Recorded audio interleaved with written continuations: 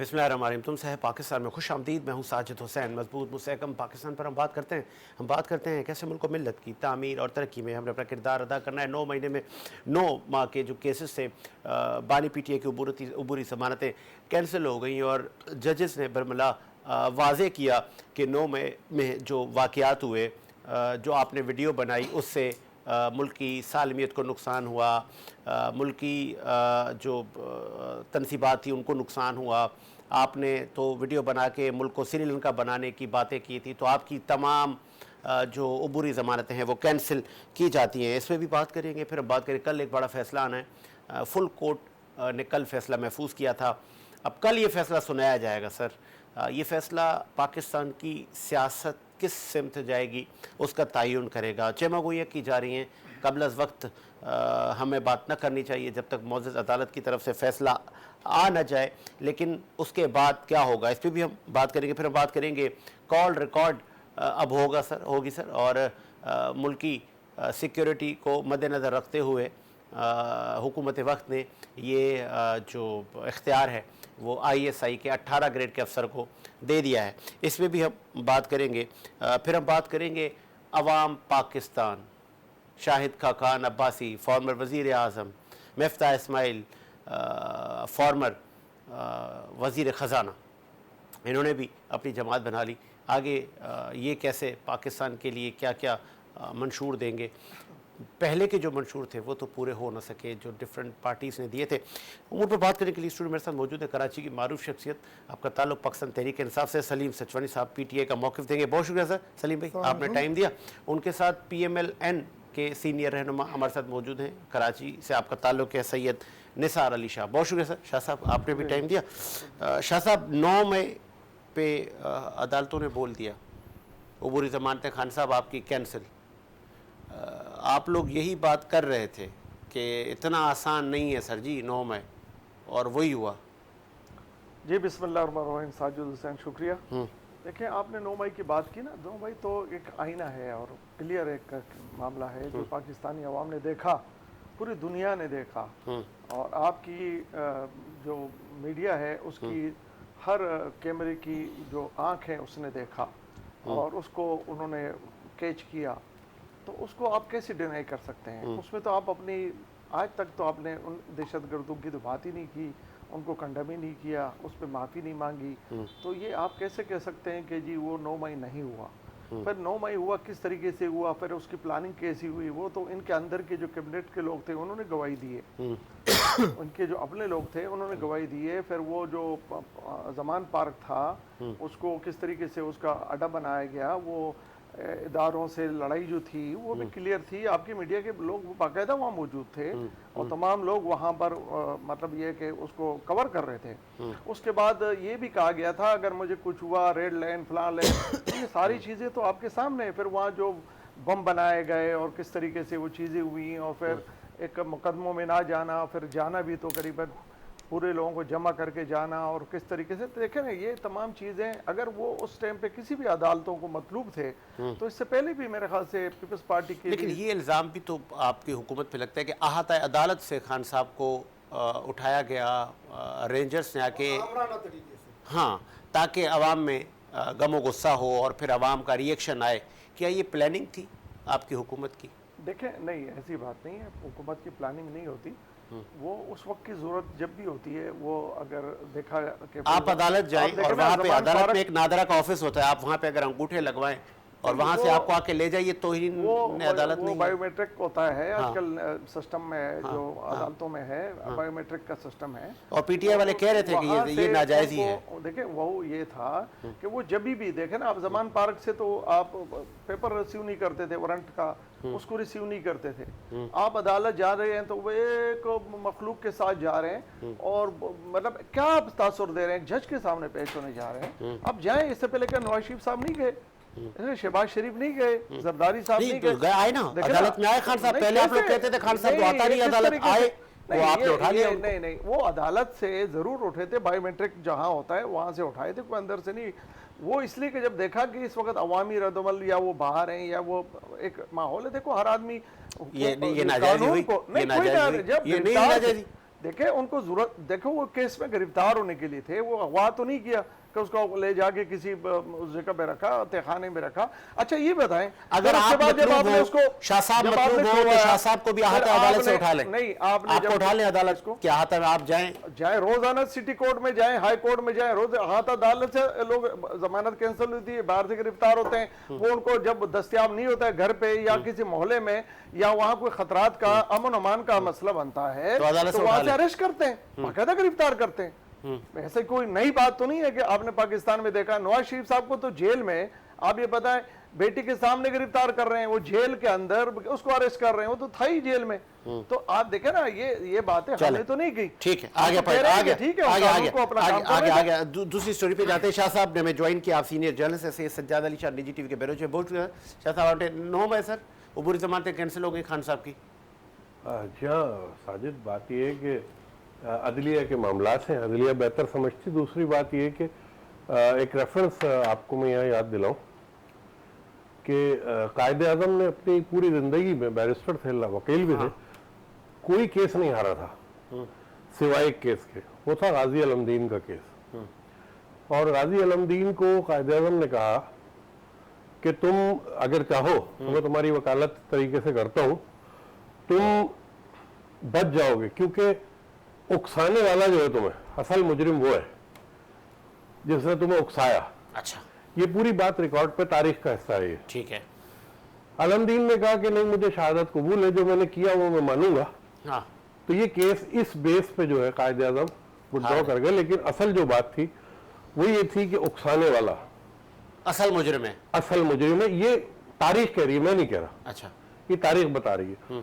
तो अगर मैं उस सुरैरियों में इन तमाम चीज़ों को देखूं कि मुल्की अमलाक, फौजी अमलाक या दीगर चीज़ें जो भी निशाना बनाई गई, बनी, किसके अहकामात थे, अगर ये चीज़ तस्दीक और सबूत के साथ आती जाएगी कोर्ट्स के अंदर, अदालतों में, दीगर जगहों पे, तो इस केस से निजात जो है किसी की भी मुझे बड़ी मुश्किल नजर आती है। अच्छा, एक सियासी पार्टी का कदावर लीडर ये बात करे और फिर मुझे साबिक सदर आसिफ अली जरदारी की स्टेटमेंट याद आ गई कि अगर मुझे हमें तंग करने की कोशिश की तो पूरा पाकिस्तान बंद हो जाएगा। और मुतादिद लीडर्स ने इस तरह की स्टेटमेंट दी हैं कि हम ईंट से ईंट बजा देंगे।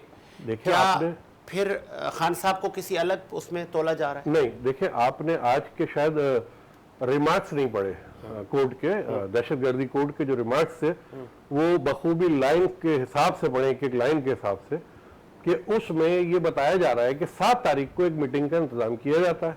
उस मीटिंग की क़यादत यहाँ होती है, फला जगह पे मीटिंग होती है, उस मीटिंग के मिनट्स ये थे, पॉइंट्स ये थे, उकसाया गया, घर से निकलने से पहले एक वीडियो बनाई गई, आवाम को उकसाया गया कि ये कर देना, गिरफ्तारी 9 मई को मेरी होगी, उस सूरत में ये कर देना, उसमें 2 गवाह पेश हुए। उनकी लाइनें बड़ा डिफरेंट है। एक होता है हड़ताल कर देना, मुल्क को बंद कर देना, शहर को बंद कर देना, और एक होता है इमलाक को फूंक देना, सिविलियन की, फौजी इमलाक की, मुल्की इमलाक की कोई कदर मंजिलत नहीं है। ये बड़ा डिफरेंट केस है, इसको उस जाविये में ना तोले आप, दीगर सियासतदानों के बयानों पे ना तोले आप। अच्छा, चले, ये बिल्कुल अलग है। चले सलीम से चौधरी साहब, अब मौका आपका है। ये जो अदालतों ने खान साहब की अबूरी जमानतें कैंसिल की हैं, वो कहते हैं कि यही था जो हो गया, कि अदालतों ने खुल के बता दिया। बहुत छोटी बात की आपने। अच्छा, मैंने हाँ बिल्कुल, बहुत छोटी बात की कि अबूरी जमानतें कैंसिल की हैं। सर वो अदालतें तो उनको सजाएं दे चुकी हैं, आप जमानतों की बात कर रहे हो। 30-30 साल तक की सजाएं दे चुके हैं अदालत वाले, और किस सिनेरियो में दिया है, किस तरीके से दिया है, और किस तरीके से जो है ना वो अदालतों पे दबाव डाला जा रहा है, किस तरीके से अदालतों से फैसले कराए जा रहे हैं, ये पूरी कौम के सामने आया है सर। और किस तरीके से खान साहब को कोर्ट के अंदर गिरफ्तार किया गया था, किस तरीके से धक्के दिए गए थे, किस तरीके से शीशे तोड़े गए थे, किस तरीके से जो है ना लोगों में इश्तियाल पैदा करने की कोशिश की गई थी, किस तरीके से ट्रकों से लोग उतर के हंगामों में शामिल हो रहे थे, वो ट्रक किसके थे, और किस तरीके से कोर कमांडर के घर के अंदर में 20-25 आदमी घुस गए। 20-25 आदमी तो की क्या हैसियत होती है कि वो कोर कमांडर के घर में घुस गए? सही, उनकी सिक्योरिटी का इंतजाम होते हैं, इनकी सिक्योरिटी के जो है ना वो बहुत अरेंजमेंट होता है, और उनके लिए नहीं था क्या? उनको वहां से जान से मारने के लिए कोई प्लानिंग की गई थी और केस खान साहब पे डालने का इरादा कर लिया था उन लोगों ने? सर ये जो है वो मुकम्मल तौर पर एक डकोसला है 9 मई का, अच्छा जो है ना इन्होंने तैयार किया। ये वही इसी तरह का डकोसला है जिस तरह का 9/11 का डकोसला यहूदियों ने किया था और मुसलमानों पे इल्ज़ाम लगा के अफगानिस्तान में बम्बार्डमेंट की थी। ये उसी तरह का डकोसला है, इसके पूरा- अलावा 9 मई कुछ भी नहीं है। अच्छा, पूरी प्लानिंग थी। जिसने भी 9 मई को जाने या अनजाने मोहरा बना, उसमें शरीक हुआ, एक पत्थर भी उठाया और किसी चीज को मारा, तो वो मुजरिम है, उसको सजा मिलनी चाहिए, चाहे वो मैं हूं, चाहे वो आप हो, चाहे कोई भी हो। मगर हजारों बेगुनाहों को पकड़ के जेल में रखा गया। किस तरीके के केस सनम जावेद और दीगर खवातीन के ऊपर डाले गए, यास्मीन राशिद और उनके साथ किस तरीके का सलूक किया जा रहा है, किस तरीके से महमूदुल रशीद के साथ सलूक किया जा रहा है, किस तरीके का मुराद सईद और हमाद अजहर और उनके साथ सलूक किया जा रहा है, इस तरीके का कोई आपको हिस्ट्री नहीं मिलेगी सियासी तारीख में। इसको सियासी हुकूमत नहीं कह सकते हम, ये सियासी हुकूमत है ही नहीं। अच्छा। यहाँ पे सिविलियन मार्शल लॉ लगा हुआ है, जमहूरी हुकूमत खत्म है लोगों के। आप एक रैली चले मेरे साथ में मिलके एक रैली निकालते हैं, देखिए कितने आके आपको पकड़ने के लिए आ जाते हैं। अभी थोड़े दिन पहले रैली निकली थी, सबको गिरफ्तार कर लिया। अब ये कौन से तरीके हैं सर? कौन सा जमहूरियत है, कौन सा कानून है, कौन सा इंसाफ है? आइन नाम की तो कोई चीज ही नहीं बची है हमारे पास। वोटिंग के जरिए सीटें दी जाती है मखसूस, वोटिंग के जरिए, मैं मखसूस पे आता हूँ। वोटिंग के जरिए दी जाती है। यहाँ पे बंदर बांध कर दी जाती है और अदालतों में महीनों से केस चल रहे हैं। 2 मिनट का फैसला है, उसके लिए महीनों अदालत 55,000 से ज्यादा केसेस पेंडिंग में पड़े हुए हैं और ये अभी तक इलेक्शन खेल रहे हैं। इलेक्शन खेल रहे हैं। मेरी पीछे से मान्यता हमारी गायब हो रही है, ये इलेक्शन खेल रहे हैं। हाँ, मेरी नेक्स्ट स्टोरी यही है। मखसूस नशिस्तों का कल फैसला आना है और ये फैसला सिमत का तयन करेगा कि क्या पीटीआई के जो लोग हैं वो मिठाइयाँ तकसीम करते हुए हमें नज़र आएंगे या कि हुकूमती हलकों में खुशी की लहर होगी। शाह साहब, कल फैसला आना है, कबल अज़ वक्त हमें गुफ्तगू से तो परहेज़ करना चाहिए।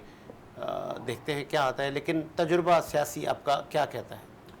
देखिए, लाजम है, आपने सही कहा कि उस पर तबसरा नहीं होना चाहिए और लाजम है वो केस का फैसला कल आ ही जाएगा। लेकिन देखिए, एक सियासी शऊर के साथ या एक सियासी तजुर्बे के साथ हम तो उस चीज़ से ये कहते हैं कि लाजम है एक लॉ बना हुआ है, या हमारे पाकिस्तान का एक लॉ है कि पीटीआई को दे दें 30 सीटें। नहीं, पीटीआई तो थी नहीं ना, अभी भी नहीं है ना। आप सर जो अवाम के मुंतखब नुमाइंदे उनको दे ना, पीटीआई को नहीं दे। यार मेरे सलीम भाई, आप थोड़ा सा हिम्मत वो करें, हौसला रखें। अच्छा, कि आप ये आज मुझे साबित कर दें अभी भी आप पीटीआई नहीं हो पार्लियामेंट में, तो आप कैसे कह रहे हैं पार्लियामेंट पीटीआई को दिया जाए? सब मैं तो ये कह रहा हूं, आज भी केस आप सुनी के अल्फाज शायद आपने सुने नहीं। केस वही लड़ रहे हैं। नहीं, आप सुनी के साथ लड़ रहे हैं। फिर सर, मैं क्या कह रहा हूं? पार्लियामानी लीडर जो है, आपके जो अपोजिशन लीडर हैं या सारे जो भी है, वो सुनी तेरे इत्तेहाद से हैं या पीटीआई से? देखो, ये तो आपका काम था जो आपने इतनी ज्यादा वो फौज बनाई है उसकी वकला की। मैं तो बात दूसरी कह रहा हूँ, आप बात दूसरी कह रहे हो। आप इलेक्शन कर लेते ना, आप दूसरी बात कर रहे हैं, मैं दूसरी बात कर रहा हूँ। इलेक्शन कर लेते। इलेक्शन किए हुए थे सर, ये बात ना करें इलेक्शन नहीं किए थे, इलेक्शन भी किए होते। आपका टाइम खत्म हुआ, आपको किसने रोका था? 22 में खत्म था, आपको किसकी हुकूमत थी? आपकी थी। क्यों रोक कर लेते? आप जब 9 मई करने जा रहे थे तो उससे पहले अपनी पार्टी का वो कर लेते। आपने 9 मई का अरेंजमेंट किया, वहीं आपने अरेंजमेंट किया अपने पार्टी को जब तक नहीं आया, जब तक आपका लीडर ने हिम्मत नहीं दी कि वो पाकिस्तान में कदम रखे। चारों तरफ घूम रहे थे, आपका तो कोई सिस्टम ही नहीं था, आज भी नहीं है। आज भी मैं देखो, इसलिए मैं कह रहा हूँ मेरे भाई कि देखें, अदालत का जो फैसला है सर, हम उस अदालत में उसका दिफा करेंगे या उसके वो करेंगे, हमारे वकला करेंगे या वहाँ पर मौजूद जो सिस्टम है। लेकिन मैं जहाँ तक मैंने एक सियासी बात की कि मुझे तो ऐसा नज़र नहीं आएगा, ना आना चाहिए, क्योंकि इससे पहले भी ये सिस्टम चलते आए हैं कि एक पार्टी होती है, वो अपनी लिस्ट देती है और वो पार्टी, हाँ, आप नया कानून बना लें और आपके पास अभी आए हैं। आप फाइनल स्टेटमेंट कल फैसला किसके हक में आएगा? नहीं, ये तो आप कैसे कह सकते नहीं कह सकते, इसको देखें, अंदाजा लगा सकते। अंदाजा मेरा तजुर्बा, मेरा तजुर्बा तो ये है कि ये फैसला जो पहले से चलता आ रहा है उसी पे आएगा कि ये जब पीटीआई है ही नहीं, सुनी तेरी के है ही नहीं, उसको दिया नहीं है, तो उसको कैसे दिया? शाह साहब, पीटीआई के लिए अच्छी खबर है कल आपका? देखिए, बिल्कुल मैं आपके सवाल का जवाब दूंगा, लेकिन एक चीज पहले क्लियर हो जाए कि यू टर्न ने हमें आज कहीं खड़ा कर दिया है।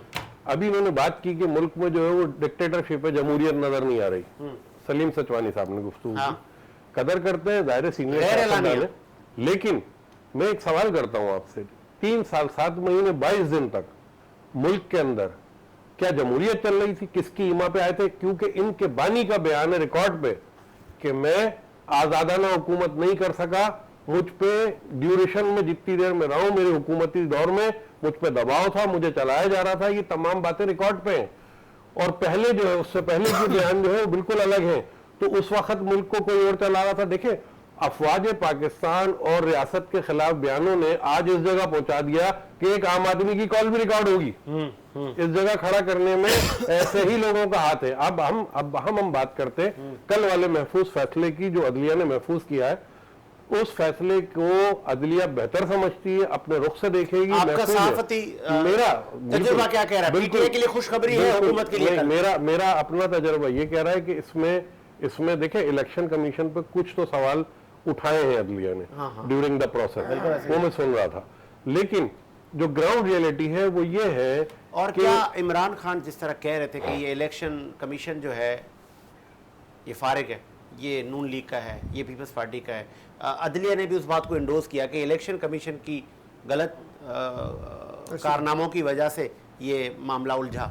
देखें, उलझा गलत इलेक्शन कमीशन को करार नहीं दिया गया। इलेक्शन कमीशन ने ये उलझाया मामला। हाँ, उलझाया कहा गया है। उलझाया। उसमें इदारे को पूरा गलत नहीं कहा गया। अच्छा। इदारे को गलत कहने वाली अभी सियासी इमरान खान पार्टी कह है। रहे हैं इलेक्शन कमीशन खत्म कर दो बस। अच्छा, अभी इसको दोबारा से हम बनाएंगे। जी, अब जो है वो बिल्ली को ख्वाब में बहुत सारे चीचड़े नजर आते हैं, उससे हमारा कोई ताल्लुक नहीं। हम तो ये देख रहे हैं इलेक्शन कमीशन का इतना बड़ा भंड नहीं है ये। देखिए, अदलिया की लाइन और लेंथ तो है ना, मौजूद है ना। अदलिया ने ये भी तो कहा इतनी बड़ी जमात को इस इलेक्शन के प्रोसेस से बाहर किया गया टेक्निकली। वो टेक्निकली इंट्रा पार्टी इलेक्शन का मामला था, उससे इंतखाबी निशान चला गया, जिसकी वजह से कैंडिडेट को आजाद खड़ा होना पड़ा।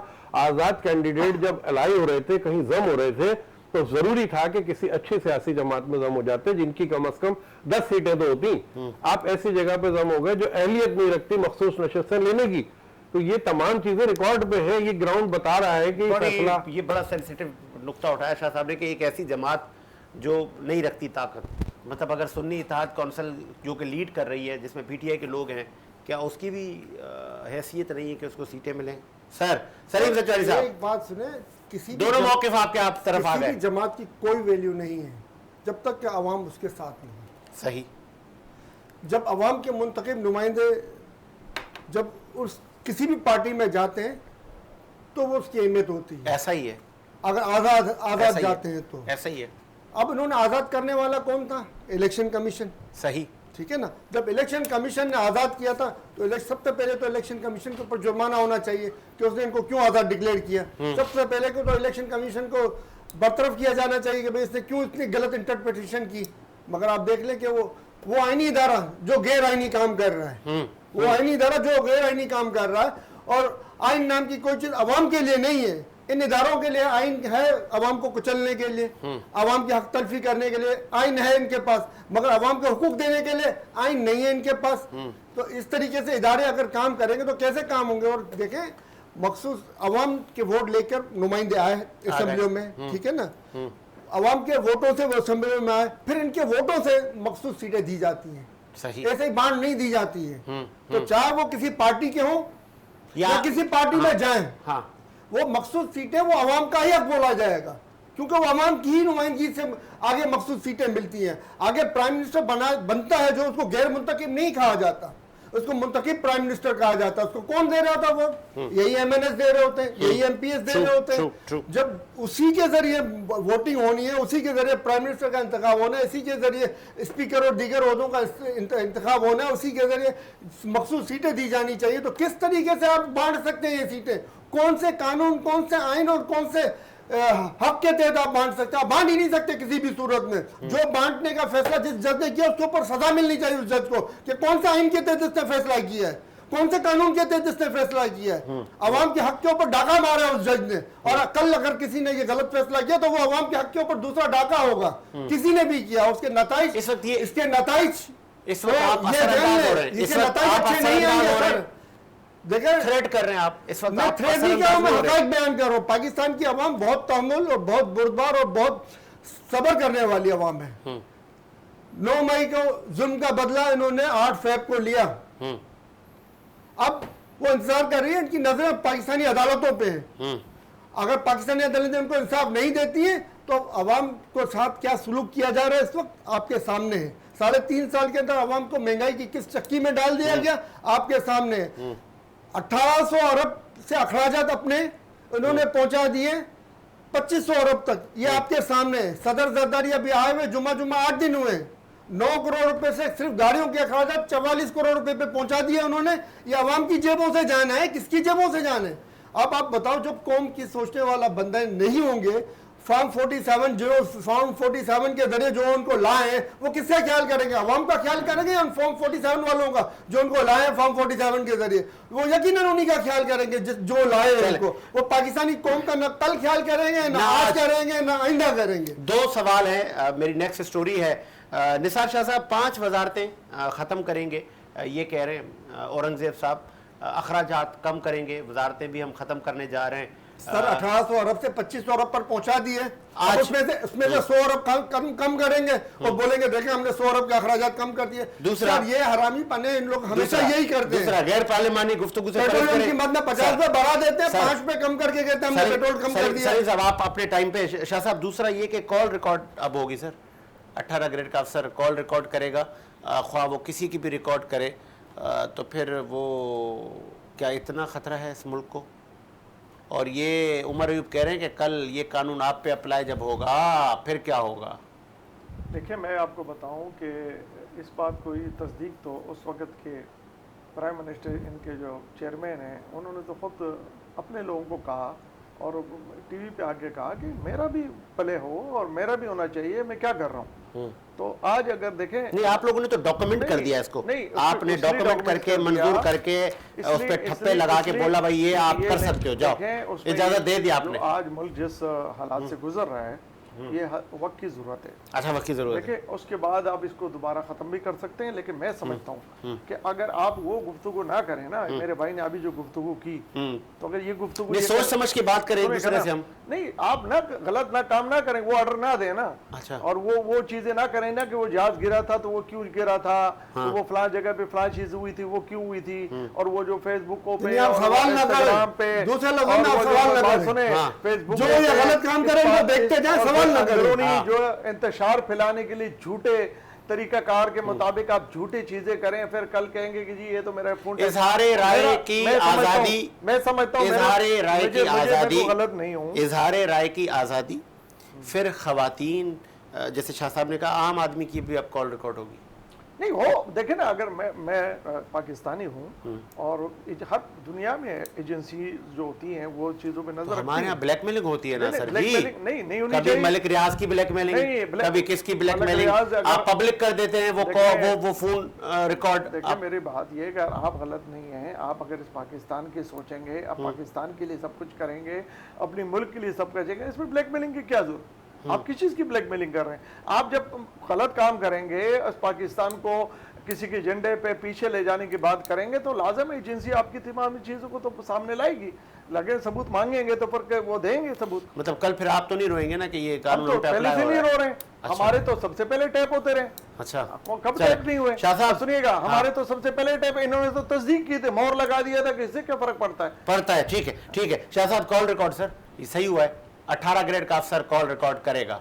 देखिए, बार बार ये बात कानूनन हो गया, मुख्तलिफ ये तो कानूनन हो गया ना सर। मुख्तलिफ हल्के एतराज कर रहे हैं, मुख्तलिफ हल्कों से एतराज आ रहा है, सियासी, समाजी, दीगर हल्कों से एतराज आ रहा है, लेकिन ये चीज को अभी से कायम दायम तो नहीं है ना, होती चली आ रही है। उसको डॉक्यूमेंट किया गया ना, पब्लिक किया गया ना। क्यों किया? पहले भी चल रहा था लेकिन वो नहीं था, प्रूफ नहीं था।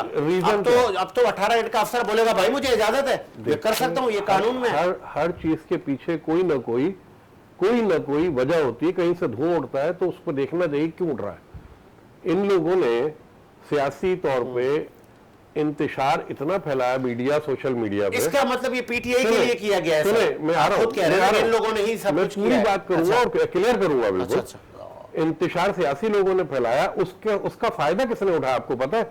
बैरून मुमालिक से बैठे हुए सहूलतकारों ने, जिनके अज़ाइम पाकिस्तान के खिलाफ है, मुल्क की सलामती को नुकसान पहुंचाने के लिए फेक न्यूज का सिलसिला अफवाहों का सिलसिला, इदारों के खिलाफ चलना, सलामती के खिलाफ चलना, रियासत के खिलाफ चलना, ये चीजें ऐसे हो गई मीडिया पे और सोशल मीडिया पे कि हर आदमी जो है हेडपैन में मुब्तला हो गया। मैं समझता हूँ ये बहुत अच्छी चीज है, इससे मीडिया को भी लगाम मिलेगी। हम अपने ऊपर भी ले रहे हैं, हम जर्नलिस्ट हैं, हमें मालूम है कि अगर हम कहीं बैठ के बेबाक तबसरा करते थे और उस तबसरे से मुल्क और कौम की सलामती को नुकसान होता था, तो आज कम से कम हमें समझ आएगी, ताकि हम अपनी बात से न मुकर सके। कल हमें बता दिया जाए कि जी आपने ये कहा था, ये आप फला जगह मीटिंग करके निकले थे और ये आपकी प्लानिंग थी, तो हम कम से कम उसको डिनाई करके यू टर्न तो नहीं लेंगे ना यार, उस चीज पे कायम हो जाएंगे ना, हाँ जी हम शर्मिंदा है, तो शर्मिंदा तो होगा ना इंसान। शर्मिंदा होने की तो गुंजाइश छुटी ही नहीं थी ना, फिर कोर्ट पहुंच जाते थे, कोर्ट इस पे एतराज उठाता था। तो फिर सवाल है ना, जजेस कहते हैं यार हमारी भी कॉल रिकॉर्ड, मैं कहता हूँ इस्तिस्ना किसको है? मैं कहता घरों की हूँ वीडियोस की बनाई गई है, आखिर चोर की दाढ़ी में मामूली बात है। तिनका, चोर की दाढ़ी में तिनका, परेशानी किस बात की है भाई? जो सही काम कर रहा है उसकी कॉल रिकॉर्ड होती रहे, हमारी होती रहे। तो इस्तिस्ना है किसी को इसमें? सबकी होगी रिकॉर्ड। मैं कह रहा हूँ सबकी होनी, जो भी मुल्क के खिलाफ, दहशतगर्दी के खिलाफ, दहशतगर्दी के खिलाफ ये इंपॉर्टेंट चीज है, अज़्म इस्तेहकाम का पार्ट है, ये ऑपरेशन अज़्म इस्तेहकाम का ये पार्ट है कॉल रिकॉर्डिंग। दूसरी बात ये कि मुझे ये बताएं कि रियासत में सियासतदान नहीं बैठे हुए, मुल्क को जो चला रहे हैं, हुकूमत जो कर रहे हैं, क्या वो सियासतदान नहीं है? उनको फिक्र क्यों नहीं हो रही है? वो क्यों ला? इसलिए वो कह रहे हैं हमारा भी चेक एंड बैलेंस करो, इदारे कह रहे हैं हमारा भी करो, इदारों को भी कोई ऑब्जेक्शन नहीं है। ऑब्जेक्शन किसे है? जिसके दिमाग में खन्नास भरा है, जो इंतशार फैलाना चाहता है, वो मनफी प्रोपेगेंडा कर। चले शरीफ चौधरी साहब, कॉल रिकॉर्ड पे पीटीआई बड़ी सीख पाए है, आपके उमर अयूब से लेके असद कैसर से लेके तमाम ही आपके लोग कह रहे हैं कि ये आज़ादी इजहार पर कदगन है, और ये जो जल्दबाजी में ये हुकूमत ने कारनामा सर अंजाम दिया है, कल यही सारे लोग इसी को भुगतेंगे, फेस करेंगे। देखिए नॉर्मली जो कॉल रिकॉर्ड है ना, वो तो हमेशा तो होती है, ये पीटीसीएल में कॉल रिकॉर्डिंग आपकी 6 महीने तक पड़ी होती है। ये जो आप मोबाइल से जो भी बात कर रहे हैं या पीटीसीएल से आप जो भी बात कर रहे हैं, उसकी रिकॉर्डिंग जो है वो 6 महीने तक उस रिकॉर्ड में मौजूद होती है। समझ रहे आप? उसमें 6 महीने तक आप जो ऑलरेडी रिकॉर्डिंग मौजूद है, तो उसको कानून बनाने की कोई सेंस तो नहीं बनता है। आपको जरूरत है, शक है, मेरे पर शक है, साजिद पे शक है, या निसार भाई पे शक है, या किसी और पे शक है, निकलवा लें डेटा, निकाल लें डेटा और चेक कर लें कि भाई उसने कोई गलत काम किया है, कोई गलत बात की है, तो आप उसको पूछें कि भाई ये क्या मसला है, किस तरीके से हुई, और जो अगर काबिल सजा जुर्म है तो उसको सजा दें। मगर अभी जो इन्होंने जो कानून बनाया है, मैंने पूरा पढ़ा नहीं है, तो उसके ऊपर मैं तबसरा नहीं कर सकता। उसके अंदर जरूर कुछ ना कुछ उन्होंने ऐसी बातें डाली होंगी कि जब एक चीज ऑलरेडी मौजूद है, उसके बावजूद भी आपको कानून बना रहे उसी चीज के लिए, तो आप बताएं इसके अंदर दाल में कुछ काला होगा जब भी इतना शोर मच रहा है। अवाम पाकिस्तान पार्टी, शाहिद खाकान अब्बासी, मिफ्ता इस्माइल भी मैदान पे उतर चुके हैं, और उन्होंने भी कहा कि आप फॉर्म 47 की हुकूमत पे बड़े उन्होंने वार किए, बड़ी सख्त स्टेटमेंट दी। क्या पाकिस्तान में पार्टियों की ज़रूरत है?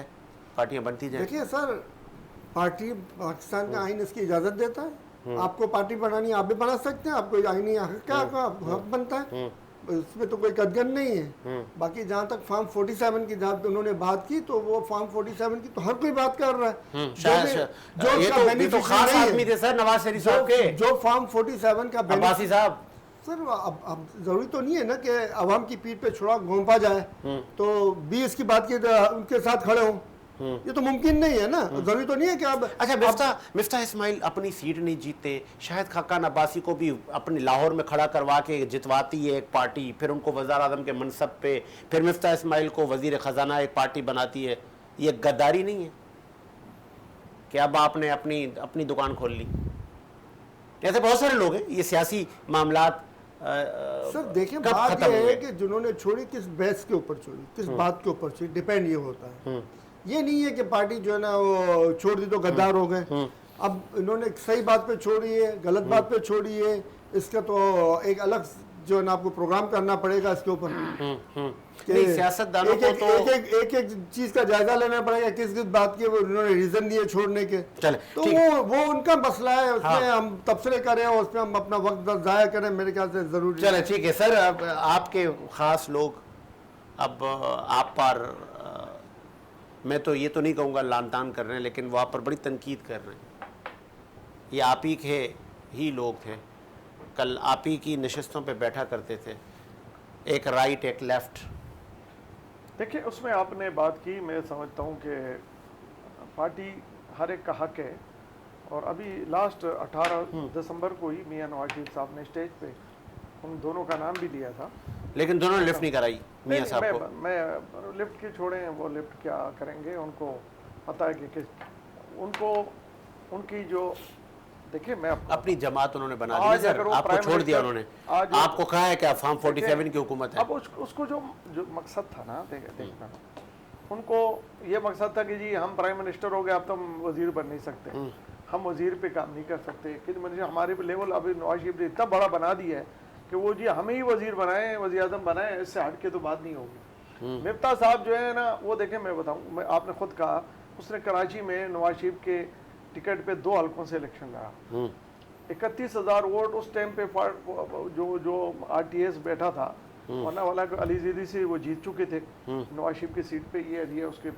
आप ये बताएं कि वो अपने एरिया में कितनी फातियों में गए हैं, या वो अपने एरिया में कितना उसने डेवलपमेंट का काम किया है। जब उसके पास 2 वजारतें एडवाइजर था, खजाना था, तो उसने अपने इलाके में 100 रुपए का काम किया, या उसने अपने एरिया में किसी के पास गया, एरिया आज भी मौजूद है। फिर उसके पहले बाद तो पीटीआई वाले कह रहे थे ना कि आप लोग अब तो दूसरे भी कह रहे हैं ना, आप लोगों को। आज वो देखो, आज वो जो कह रहे हैं, आपने कहा ना कि वो जो तनकीद कर रहे हैं, तो क्या इमरान खान पे तनकीद करेंगे या जमात इस्लामी पे करेंगे? वो जो तनकीद वही करनी है ना जहां से उसको पता लगे कि हम तो बड़ी चीज पे बात कर रहे हैं, बहुत बड़ी पार्टी है पाकिस्तान मुस्लिम लीग नून।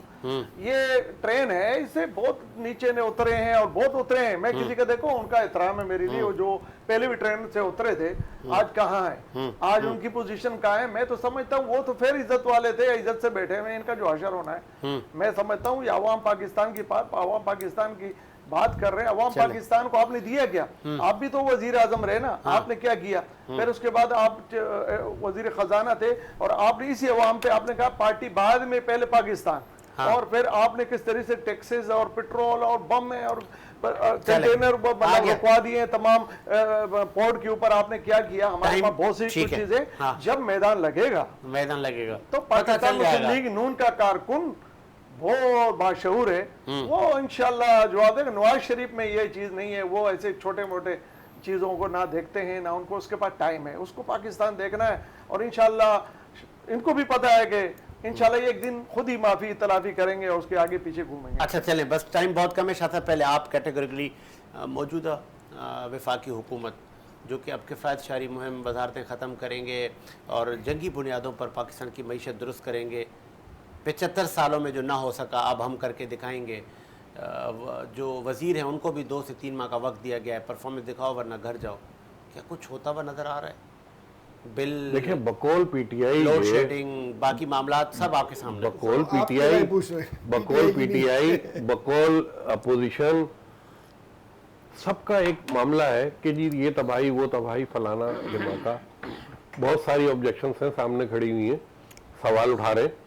मैं जो समझ पा रहा हूँ, ये समझ पा रहा हूँ कि अगर इन्होंने ये कहा, अपोजिशन वालों ने, कि जी ये हुकूमत को हम नहीं मानते, ये हुकूमत डिक्टेटरशिप की है, एक बात कर रहा हूँ, आधी डिक्टेटरशिप है, हमें जमहूरियत नहीं दिख रही, तो हुकूमत अगर कोई और चला रहा है बकौल इन लोगों के, तो मैं समझता हूँ वो बहुत ही अच्छी चला रहा है, क्योंकि वो मईशत को लेके जाना चाहता है। वो इक़दामात जो कर रहा है मुल्क की इस्तेहकाम के लिए कर रहा है, और उसमें शहबाज शरीफ जो हैं वो फ्रंट पे खड़े हुए हैं, तमाम कोलिशन पार्टनर्स जो बड़े पार्टनर्स हैं वो फ्रंट पे खड़े हुए हैं।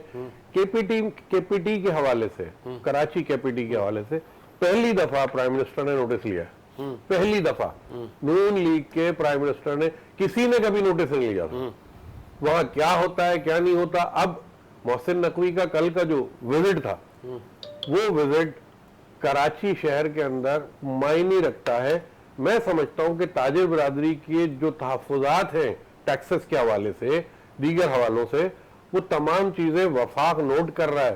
केई के हवाले से कराची को तकलीफ है, उस पर शहबाज शरीफ बात करता नजर आ रहा है।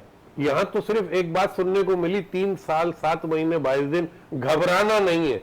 अरे घबराना नहीं है कर करके तो सारे कहां पहुंच गए, बर्बाद हो गए, जिंदगी तबाह हो गई। कम से कम कोई बयान तो आ रहे, आवाम को झूठी तसल्ली सही मिल तो रही है यार। कुछ तो नजर आ रहा है, कुछ चलता हुआ नजर आ रहा है, डॉलर की ऊंच नीच नजर आ रहा है, स्टॉक मार्केट की तेजी नजर आ रही है, कुछ चीजें सस्ती होती नजर आ रही है, कुछ महंगी, लेकिन कुछ काम होते दिख रहे हैं। कमिश्नर एक्टिव नजर आ रहे हैं, लोग चल रहे हैं, फिर रहे हैं, लोग निकल रहे हैं। वो और बात है कि कारोबारी अफराद को, ताजिर बरादरी को कुछ तहफ़्फ़ुज़ात है जो मैं समझता हूँ कि बहुत जल्द, जहां तक मैं देख पा रहा हूँ, क्योंकि बैकबोन है, ताजिर बरादरी बैकबोन है, उसके तहफ़्फ़ुज़ात दूर करेगी हुकूमत। ठीक है सर, लास्ट में आपसे बिलों में इजाफा, लोड शेडिंग, मईशत की खराबी, बहुत सारी हुकूमत कह रही है हम चैलेंजेस, और 75 साल में जो न कर सका कोई वो हम करेंगे, दावे अभी भी जिंदा हैं हुकूमत वक्त के। क्या वाकई ये 5 साल हुकूमत पूरे करेगी और जो मंशूर लेकर आए थे वो पूरा कर जाएगी? 6 महीने के अंदर गंदम इंपोर्ट करके किसानों के अरबों रुपए खा गए, किसानों को बेहाल कर दिया इन लोगों ने। 1800 खरब चीनी नहीं खाई यार, 1800 खरब से, और अपने दोस्त को अंदर नहीं कराया चीनी के चक्कर में। 1800 खरब के अखराजात जो हैं उसको 25 खरब पे पहुंचा दिए इन लोगों ने। और चीनी का जो माफिया था वो आज उन्हीं के सामने, उन्हीं के साथ में बैठा हुआ था, जिसको बार बार जितवाने के लिए बार बार उन्होंने बंदे अगवा किए, मगर नाकाम रहे, फिर भी वो हार गया। तो सर माफिया जितने भी वो उनके साथ हैं, चाहे वो चीनी का हो, चाहे वो आटे का हो, चाहे किसी का भी हो। मगर आप देख लें, पाकिस्तान आगे जाना है तो इस तरीके से तो नहीं जाएगा। ये हुकूमत 5 साल पूरे करेगी? सर ये हुकूमत पाकिस्तान का, अगर पाकिस्तान को पूरा कर देगी, अच्छा ये हुकूमत पाकिस्तान को पूरा कर रही है, पाकिस्तानी अवाम को दरबदर कर दिया है इन्होंने, हाल से बेहाल कर दिया है इन लोगों ने। आप कह रहे हैं कि हुकूमत पूरा करेगी? आप देख लें 16 रुपए था जब पीटीआई की गवर्नमेंट गई थी, और आज 60 रुपए का है। कितना अर्सा हुआ है, कितना अर्सा हुआ है सर? अभी 3 साल के अंदर आप पाकिस्तान की 75 साल तारीख में नहीं, दुनिया की तारीख में मुझे बता दें, दुनिया की तारीख में बता दें मुझे कि फला मुल्क के अंदर में 16 रुपए से लेके 60 रुपए पे जो है ना बिजली महंगी हुई थी, और पाकिस्तान कोई नया मुल्क, अनोखा मुल्क नहीं है। आप मुझे बता दें दुनिया में एक भी मुल्क आपको नहीं मिलेगा जिसमें 5% जो है ना महंगी कर दी हो। 3 साल के अंदर, 3 साल के अंदर में 5% जो है ना 5% महंगी कर दी हो। क्या कह रहे हैं सर? IMF तक कौन लेके गया था? आपके चेयरमैन तो कहते थे हम नहीं देंगे, हमें IMF से नहीं लेना पड़ेगा, फंसा दिया तो उनकी शराइ से। अभी बात सुने ना, जब फिर कहने लगा घबराना, इन्होंने इस नहज पे पहुंचा दिया था कि 65 अरब डॉलर के कर्जे लेकर उन और 9 अरब डॉलर खजाने में छोड़ के जा रहे थे।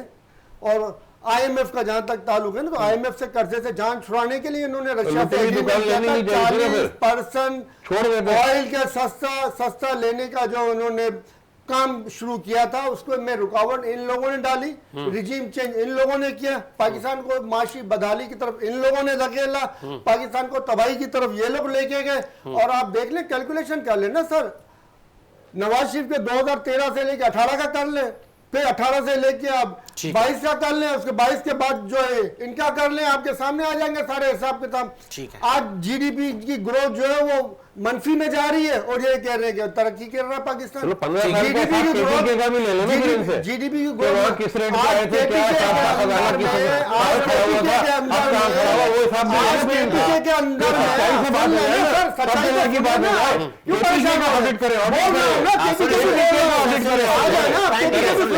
बताएं क्या वो वाहिद सूबा है पाकिस्तान का जो 20 लाख का जो है सेहत का और हर घराने को मुहैया कर रहा है। KP के वो वाहिद सूबा है जो हर मसाजिद को सोलर पैनल दे रहा है। KP के वो वाहिद सूबा है जो तालीम के लिए बच्चों को जो है ना, बच्चे वहां पे प्राइवेट स्कूल से निकल के सरकारी स्कूलों में जाने लगे। और ये कहते हैं KPK में क्या हुआ, KPK की जलन तो आप लोगों को खा जाएगी। बस का मंदिर नहीं होता है, खजाने में क्या है, चलें खजाने के अंदर अस्पताल बनाए गए, क्या किया वो बताए सर, वही तो अभी को बताया। जब हेल्थ कार्ड कार्ड है, 20 लाख रुपए इलाज के लिए आपके पास है सर इस वक्त? बिल्कुल, क्या आप अपना इलाज करा सको? अल्लाह ना करे आपके घर में कोई जरूरत हो तो। और अगर आप कोई कार्ड गवर्नमेंट देती है तो उनको क्यों जलन होती है? क्यों जलन होती है? चलें आगे, आप आपको टाइम बहुत कम है, शाह साहब 2 मिनट आपके पास। आपने सुना इतनी तनकीद हो रही है, ये कार्ड आप लोग देना, अभी कार्ड का क्रेडिट भी सुना आप लोग ले रहे हैं। देखिए हाँ बिल्कुल ठीक कहा आपने। पहले देने की बात करें, मेरा भाई तमाम टीवी प्रोग्रामों से अपने झलकियां लेके फिर यहाँ अपनी बात करता है। सलीम भाई 1800 से 25 से 18, देखिए मैं बताऊँ आपको, असल बात जो है ना वो ये है कि ये हुकूमत ये कार्ड आप लोगों ने दिया था? ये कार्ड सबसे पहले नवाज शरीफ ने दिया था। तो देना अभी भी देना, कौन मना कर रहा है? अभी क्यों बंद कर दिया? देना हमको कौन मना कर रहा है? कौन रोक रहा है? हम जो दे रहे हैं शौकत खानम की जगह ही नवाज शरीफ ने दी थी। अरे सर, पाकिस्तानी कौम की जगह है वो, भारतीय जगह नहीं है, पाकिस्तानी कौम की जगह है। वहाँ पे फलाई काम हो रहा है, दिया उसका, उसकी जो मशीन वहाँ पे फलाई काम हो रहा है, कोई ईमानदारी के घर का काम नहीं हो रहा है। पाकिस्तानी कौम की जमीन है, नवाज शरीफ की जमीन नहीं है, वो नवाज शरीफ की जमीन नहीं है, नवाज शरीफ की जमीन नहीं है, पाकिस्तानी कौम की जमीन है सर। आप मेरी बात ठीक है, अच्छी बात की आपने। बनी गागा भी पाकिस्तानी कौम की वो जमीन भी है। उसकी जमीन है। देखिए मैं बताऊं, आप ये बता रहे हैं कि ये हुकूमत 5 साल पूरे करेगी, बिल्कुल पूरे करेगी, इंशाल्लाह पूरे करेगी। ये इनको भी टाइम दिया गया था, इनके लिए भी मौका नहीं, ये जो इतनी हमारे नवाज शरीफ साहब ने आप कहा लोगों पर था हो कि रही है। इनको मौका दें, इनको काम करने दें। लेकिन जब इन्होंने श्रीलंका बनाने की कोशिश की किसी के एजेंडे पे, जो उसके समरात आज तक आप भुगत रहे हैं, जो चीजें भुगत रहे हैं, तो लाजम है फिर उस वक्त के हुक्मरानी या इस मुल्क के लिए बहुत जरूरी होता है, बहुत से इदारे होते हैं, उस पर ये सोच समझ के फिर ये फैसला किया गया कि इसलिए एक आईनी सानिया तरीके से इनका जो हुआ था आईनी तरीके से हुआ था।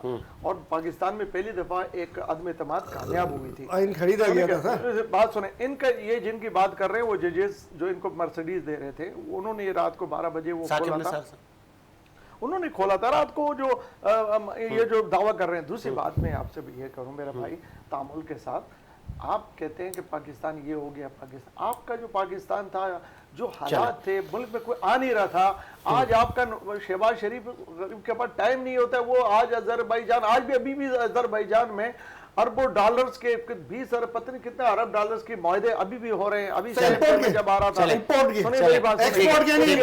पाकिस्तान में ये आएगा, ऐसा कमीशन मिलेगा, ये अभी आप करना चाहते हैं क्योंकि आपको नजर आ रहा है पाकिस्तान आगे जाएगा तो हमारा क्या बनेगा सालिया। देखिए मेरी बात सुने, इनको ये तकलीफ है कि ये पाकिस्तान तो वैसे भी आगे जा रहा है। आज के लिए इतना ही, आज के लिए इनको तकलीफ है कि हमारा क्या बनेगा। आज के लिए इतना ही। मुझे साजिद हुसैन को इजाजत दीजिए, मुलाकात होगी नए प्रोग्राम के साथ। अल्लाह हाफिज।